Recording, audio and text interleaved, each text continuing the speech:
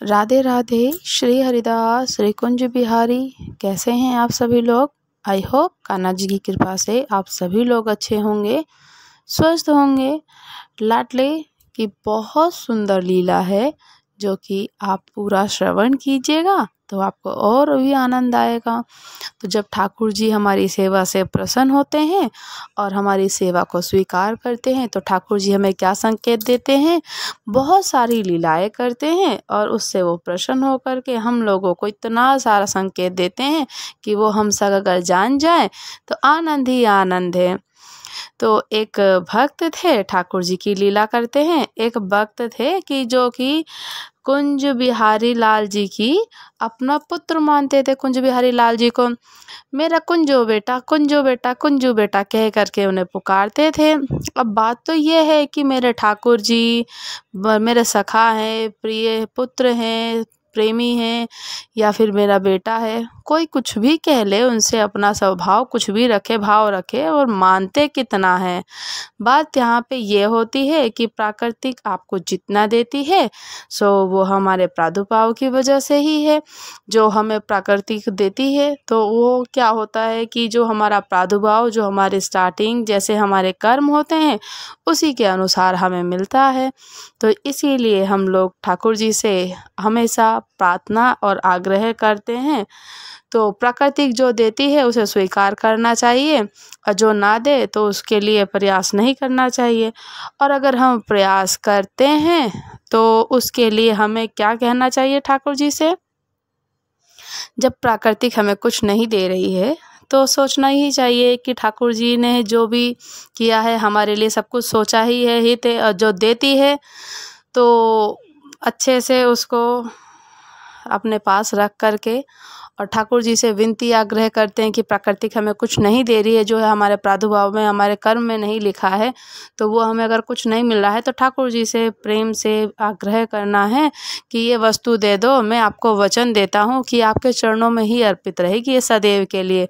तो वो ठाकुर जी हमें वो वस्तु दे भी सकते हैं और देते भी हैं। तो वही भाव रखा था कि नरसिंह देव जी के चरणों में सबने प्रणाम करके कहा व्यास मिश्र जी ने कि हमें एक पुत्र की प्राप्ति हो, भगवत प्रायण पुत्र हो, भक्ति प्रायण पुत्र हो, कि जो ठाकुर जी की भक्ति में सदा ही रहे। तो नरसिंह आश्रम जी बोलते कि तुम सबका भविष्य देखते हो और अपना भविष्य नहीं देख पाए, मुझे तो दिख रहा है कि तुम्हारे संतान का कोई योग नहीं है, ऐसा कह रहे हैं नरसिंह देव जी। अब तक तो व्यास मिश्र जी बोल रहे थे, लेकिन अब तारा माँ थोड़ी प्रार्थना करती हैं, कहती भगवान, हाथ जोड़ करके उनसे आग्रह करती हैं कि यदि सब विधि का विधान है, सर्व पूर्व से ही नियोजित है, सब कुछ हमारे प्रादुर्भाव से ही है, तो फिर आप जैसे संतों के पास भीड़ लगी क्यों रहती है? आप जैसे संतों को प्रणाम क्यों करते हैं? आप जैसे भक्त वैष्णव संत, इनकी महिमा क्यों हो? जब सब कुछ विधि से ही होना है तो संतों को, भक्तों को, वैष्णवों को प्रणाम करना बंद कर देना चाहिए। और हम तो प्रणाम इसलिए करते हैं कि सब हमारे जीवन में सुखद हो। जब सब कुछ विधि पे ही आश्रित है तो भक्त वैष्णव संत की, रज की महिमा क्या रह गई? संतों की, वैष्णव की। तारा जी की जब ये बात सुनते हैं तो नरसिंह आश्रम जी के मन को, चित्त को लग जाती है। और बहुत सुंदर बात बोली उन्होंने कि जब सब कुछ प्रादुर्भाव से ही लिखा है, जब कुछ प्रवृत्ति से ही, प्राकृतिक से ही है, तो फिर हम आप जैसे भक्तों को प्रणाम क्यों करें? तो तारा जी जब ये बात कहती हैं तो नरसिंह देव जी को लग गई। जब प्रश्न भगवान पर उठे तो कोई बात नहीं, पर जब भक्ति पर उठे और भक्त पर उठे तो फिर तो ये बात बहुत ज़्यादा है, सोचने लायक हो जाती है। भगवान नरसिंह देव जी एकांत में बैठ कर के उनसे याद करते हैं, एकांत में बैठ जाते हैं कि भगवान, आपके ऊपर ठाकुर जी से प्रार्थना करते हैं कि आपके ऊपर ये प्रश्न नहीं उठा है, वैष्णवों पर प्रश्न उठा है, भक्ति पर, वैष्णवों पर, संतों पर ही प्रश्न उठा है, आप पर नहीं प्रश्न उठा, तो कुछ तो कृपा करो भगवान। ठाकुर जी प्रसन्न मुद्रा में आश्रम में उनके नरसिंह देव जी के चित्त में आ गए और आकर के बोलते और अपनी बंसी को ही दिखाने लगे और मानतो कहते हैं कि आज्ञा करने लगे कि जाओ अपने भैया से कह दो, छोटे भाई से तो निश्चिंत हो जाए। मेरी अधरा मंत्र का निरंतर पान करने वाली अत्यंत सराबोर जो ठाकुर जी को सदैव हम स्नान कराते हैं, उनको चरणामृत से स्नान कराते हैं, उनको पंचामृत से स्नान कराते हैं जब, तो वो उनकी जो हम लोग पाते हैं चरणामृत हो जाता है, महाचरणामृत महाप्रसादी, वो अगर हम लोग डेली नित्य प्रतिदिन जीवन भर पाएंगे तो हमारी कभी अधोगति नहीं होगी। तो ठाकुर जी बोलते हैं कि जो मेरी पंचामृत से और जो आप चरणामृत जो प्रसाद पा रहे हैं तो वो स्वच्छंद अधरामंद, मतलब जो उनके चरणामृत है तो वो पा रहे हैं ना, तो उसको पाने से ही जो ऐसी कुल की प्रवृत्ति जो है हमेशा क्या होता है कि हमें ठाकुर जी से अमृतवाणी हो जाती है। और इसी तरीके से ही उनका जब चरणामृत पाते हैं तो ठाकुर जी बहुत प्रसन्न हो जाते हैं और पूरी दुनिया तो केवल प्रसाद ही पाती है, पर मेरा स्वच्छंद अधरामंद पाया है तो ऐसी वंशी ही उनके कुल में कुछ पुत्र बनकर आएगी। ऐसे कहते हैं कि लेकिन याद रहे कि वो भक्त परायण भक्ति की तारा को भक्ति की ही हमेशा धारा प्रचार प्रसार करने के लिए, कोई वंश की परंपरा को या वंश की वृद्धि करने के लिए पुत्र की याचना ना करें, वो भक्ति की रखें, भक्ति का वर्धन करें, भक्ति की हमेशा आगे प्रवृत्ति हो, ऐसा कह कर के ही आप आज्ञा कीजिएगा कि आप जाइए। तो नरसिंह आश्रम जी व्यास मिश्र जी के पास जाते हैं और अपने हृदय से लगाते हैं कि ठाकुर जी ने आज्ञा की है, चिंता मत करो, आपके घर ठाकुर जी की वंशी ही पुत्र रूप धारण करके आएगी, पर भक्ति ही वर्धन करने के लिए आएगी। यही भावना उसके चित्त में होगी, वो भक्ति का वर्धन करने वाला बालक होगा, भक्ति की प्रवृत्ति करेगा, भक्ति की ओर बढ़ेगा। ऐसे ही करते करते कुछ समय बीता, जब तारा मैया के गर्भ में भक्तराज श्री हरिवंश जी उनके गर्भ में धारण हुए, तो बहुत सुंदर चरित्र का वर्णन है, लीलाएं भी हैं वो से कि जिस दिन से हरि गर्भ आए, जिस दिन से हरिवंश जी गर्भ में आए, तो देखिए हमने कौशल्या मैया के लिए सुना है, देवकी मैया का सुना है कि तब से मैया को अच्छा अनुभव होने लगता है, सुंदर सुंदर भाव आते हैं। पर यहाँ पर क्या है, जब तारा मैया के गर्भ में सिद्ध हरिवंश महाप्रभु तारा मैया के गर्भ में पधारे ना, तब से तारा मैया को वृंदावन की स्मृति होने लगी। तब से ही रात्रि में सोते समय श्री वृंदावन श्री वृंदावन श्री वृंदावन कहते कहते रात्रि में ही उठ जाती थी और व्यास मिश्र जी उठकर बैठ जाते थे। देवी क्या हुआ, कैसी सघन कुंज है ना, कैसी लता ध्रुम है ना, कैसी लताएं पताएं, कैसी सुंदर प्रकृति कलकल करके यमुना जी बह रही हैं, कैसे सुंदर गिरिराज पर्वत है, मानो ब्रज की स्मृति हो रही है, ऐसी तारा मैया बता रही हैं। और फिर नेत्र खुल जाते हैं और नेत्रों से अश्रुपात होने लगते हैं और रुदन विरह भाव हो रहा है कि विरह हो रहा है। तो व्यास मिश्र जी कह रहे हैं कि क्या हुआ देवी, पर तारा मैया कह मुझे नहीं पता क्या हो रहा, जब भी सोती हूँ तो स्वप्न में कुंज दिखाई देता है, लताएं दिखाई देती, यमुना जी दिखाई देती हैं, वृंदावन वृंदावन वृंदावन यही दिखाई देता है, वृंदावन की स्मृति होती है, मुझे यही स्मरण होता रहता है। बोलती हैं उनसे और ऐसा श्री वृंदावन है हमारा, जो कि ठाकुर जी अब तो वो रोज व्यास मिश्र जी से कह रही हैं कि आप मुझको वृंदावन ले चलो एक बार। व्यास मिश्र जी बोलते हैं कि ठीक है, मैं राजा से बात करूंगा, अवकाश मिलेगा तो हम चलेंगे। राजा से जा कर के कहते हैं, व्यास मिश्र जी कहते हैं कि हमको वृंदावन जाना है, हमको अवकाश दे दो। तो राजा बोलता है, अरे आप क्यों जाएंगे, हमारा आगरा जाने का कोई योजना बन रही है, जब हम जाएंगे तो पूरी व्यवस्था के साथ जाएंगे, तो आप भी चल देना हमारे साथ में। अब राजा की बात है, रोज डेली कल पे कल टालते जा रहे हैं, कल करके। तो ऐसे करके महीनों बीत गए, बहुत समय तक टालते रहे राजा। श्री राधा वल्लभ लाल की जय। ऐसा कर रहे हैं भाई।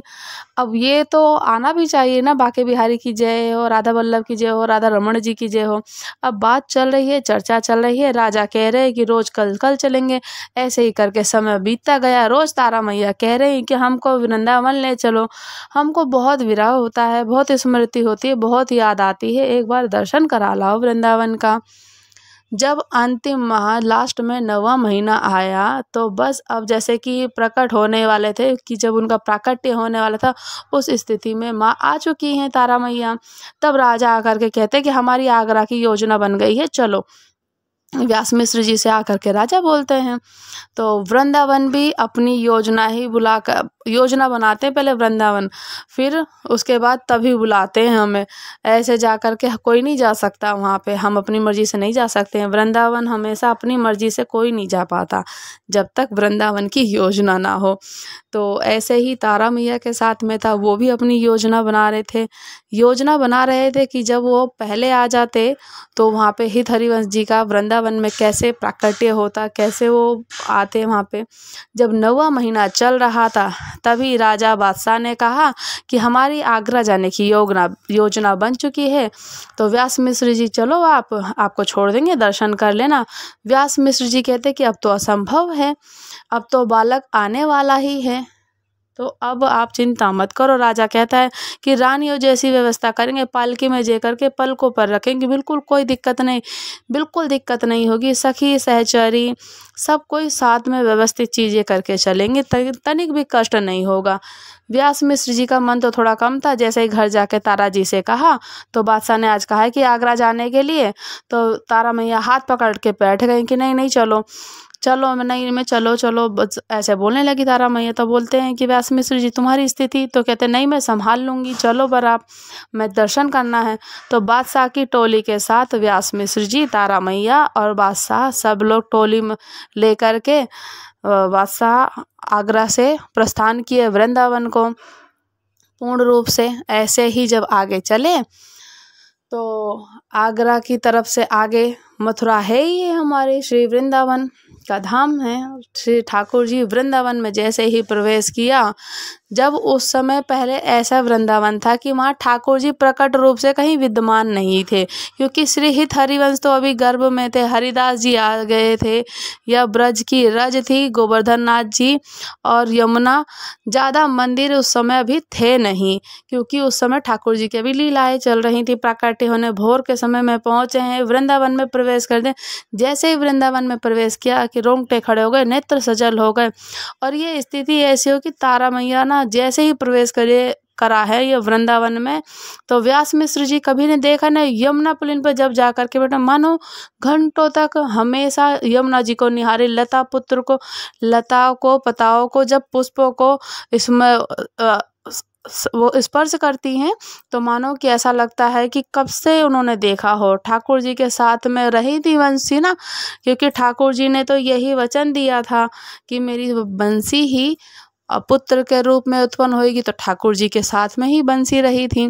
तो उनको तो वो स्मृति थी कि मानो यमुना पुलिन पे जगह जगह जहाँ भी गलियों में, कुंज की गलियों में, निकुंज की गलियों में प्रवेश किया था, तो उन्हें तो पता था कौन सी कुंज में कौन सी लीलाएं थी। उस समय ना स्मृति हो रही है, याद आ रही है हित हरिवंश जी को गर्भ में ही।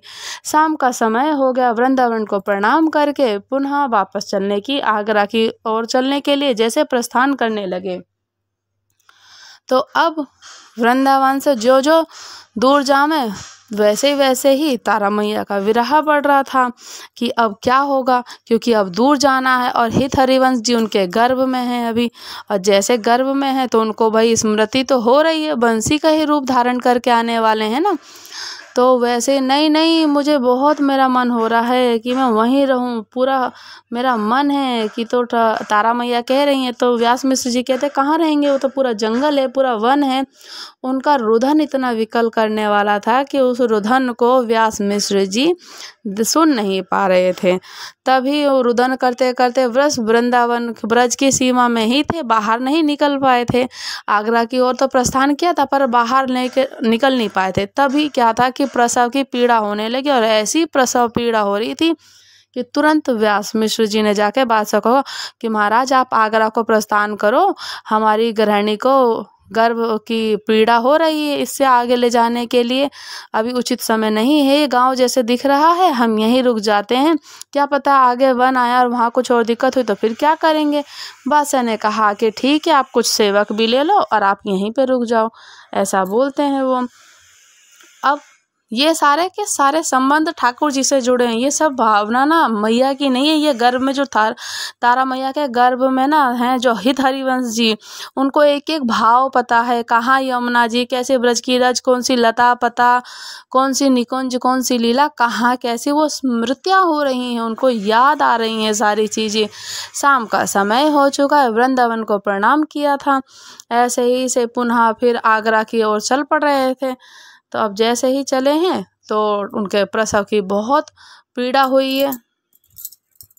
बादशाह फिर बोलते हैं कि आप कुछ सेवक ले लो और आप यहीं रुक जाओ। कुछ वृंदावन के कुछ समीप ही बाद गांव है, बाद ग्राम, तो वहाँ तारा जी और व्यास मिश्र जी कुछ सेवकों के साथ रुक गए। गांव के लोगों के साथ रुक गए। ब्राह्मण देवता हैं, सब लोगों ने व्यवस्था करी, खूब सेवा करी उनकी। वहाँ पे गांव था, बाद गांव, तो वैशाख का महीना था और शुक्ल एकादशी चल रही थी, शुक्ल पक्ष की एकादशी थी। वैशाख शुक्ल एकादशी के समय में जैसे ही भोर का समय हुआ है, ब्रह्म मुहूर्त, भोर के सूर्य उदित होने वाले हैं, जैसे कि सूर्य उदित हुए ना पृथ्वी पे, और वहाँ तो तारा मैया की कोख से हमारे ब्रज मंडल के श्री राधा वल्लभ लाल जी को विराजमान करने वाले परम वैष्णव, परम भक्त, परम शिरोमणि श्री हित हरिवंश महाप्रभु का महाप्रादुर्भाव हुआ। बधाई हो, बधाई हो, बधाई हो, ऐसे कहना चाहिए और करना भी चाहिए, क्योंकि राधा वल्लभ लाल जी को उन्होंने प्रकट किया है ना। तो नेक से लाला प्रकट हुए हमारे वृंदावन में। सरस कुंज के आचार्यों ने इन्हें बहुत सुंदर भाव किया है, और ऐसा कहते हैं कि ग्रंथों में लिखा है, वर्णित है कि आचार्यों की बधाई गाई है, कि उनको राधा वल्लभ जी की बधाई क्यों नहीं की, आचार्य की बधाई गाई है, क्योंकि पहले वही आए थे ना, और इनकी ही कृपा मात्र से ऐसे ही है। ठाकुर जी की लीलाएं हैं और लीला ही बहुत सुंदर है। महाप्रभु जी प्रकट हुआ है और राधा वल्लभ जी का प्राकट्य हुआ है।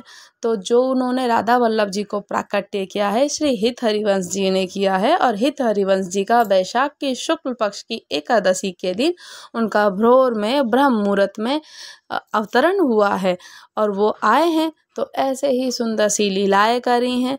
रसिक जो मिल गाते हैं और सरस तो बहुत सुंदर गाते, सब जगह बधाई गा रहे हैं ना भाई, आचार्य लोग हैं।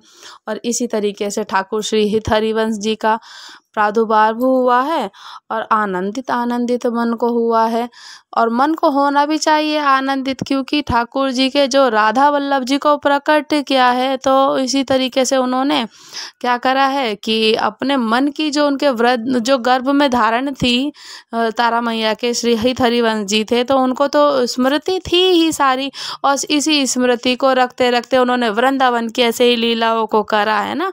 लीलाओं को अंतर ध्यान में रखते हुए ठाकुर जी अनेक प्रकार की लीलाएं करते हैं, और ऐसे ही लीलाओं को आप और भी सुनोगे तो और आनंद आएगा। और रसिक वर जो रसिक जो लोग होते हैं ना, वहाँ पे पद गाते हैं, और पद गाने देखिए अभी मुझे इतने अच्छे तरीके से आता नहीं है, क्योंकि आप पद जब सुनेंगे ठाकुर जी के, सुन के नेत्र सब सजल हो जाएंगे। और किसी को भी भक्ति की इतनी सुंदर भक्ति है कि प्रभु की भक्ति ही ब्रज के रज की महिमा, लताओं पताओं की महिमा, वृंदावन के सभी ठाकुर स्वामी श्री हरिदास जी के गांव के जो भी व्यक्ति वहाँ वृंदावन के रज के हैं, तो ऐसे पद गा गा करके ठाकुर जी को रिझाया है ना उन्होंने, और इतना सुंदर गाया है, और इतना श्रीमद हित हरिवंश रसिक जी पर प्रस्तुत हुए हैं। प्रस्तुत के प्राकट्य हुए भूतल मतलब पृथ्वी पे प्रकट हुए हैं। तो रसिक सब मिलकर के गाओ बधाई, ऐसे करके वो पद गा रहे हैं कि रसिक सर मिलकर के गाओ बधाई, रसिक सब मिलकर के गाओ बधाइयाँ, और इतना सुंदर सुंदर से लीलाएं करते हुए बोल रहे हैं। और वाक्य में बहुत सुंदर लीलाएं करें। शुक्ल वैशाख की महिमा है, देखो एकादशी के दिन ही हुए हैं, कितनी सुंदर महिमा है इसमें भी, कि एकादशी ठाकुर जी को सब प्रिय है, और एकादशी के दिन ही ठाकुर जी का अवतरण करवाया है, और अपनी अपनी बंसी को ही अपने पुत्र के रूप में तेरी राधा तारा मैया के गर्भ में उनके गर्भ धारण हुआ। और जब उनका प्रादुर्भाव हुआ है तो एकादशी वाले, क्योंकि उस दिन ठाकुर जी का जब प्रादुर्भाव होने वाला था तो ठाकुर जी को सब जो समर्पित किया जाता है वो तो है ही ना।